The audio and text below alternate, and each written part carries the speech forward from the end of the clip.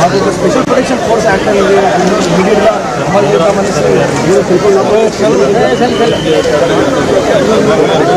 To have you sir. We are very fortunate sir. మీ capacity మాకు తెలుసు.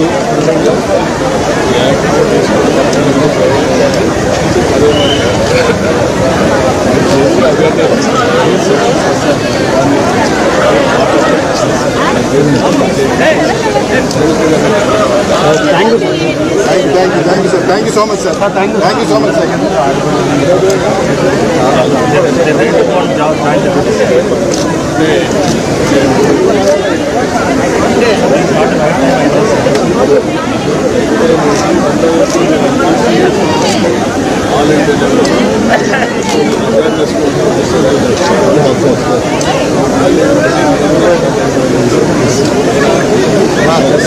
Thank you so much sir.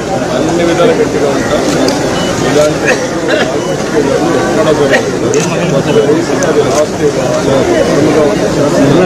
Thank you so much sir.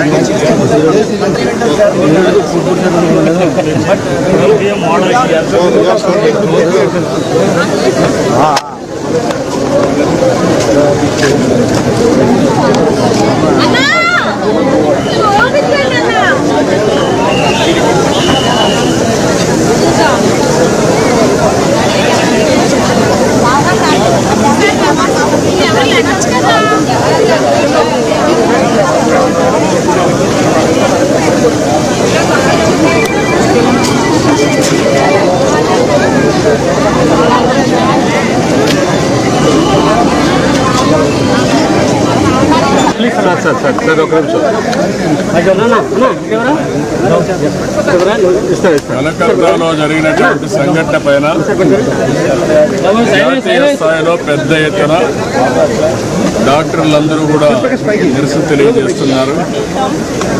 అది చాలా దారుణం ఆ సంఘటన జరగడం. దాన్ని నేను చాలా తీవ్రంగా ఖండిస్తున్నా.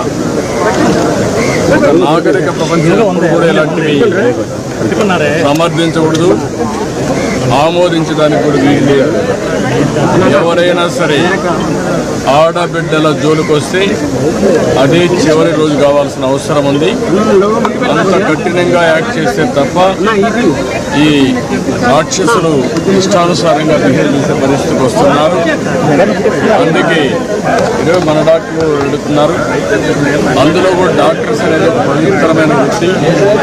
జీవితంలో చాలా సంవత్సరాలు చదువుకుని పర్సనల్ లైఫ్ కానీ కనీసం ఫ్యామిలీ లైఫ్ లేకుండా ప్రజాసేవ కోసం ముందుకు పోతూ ఉంటారు.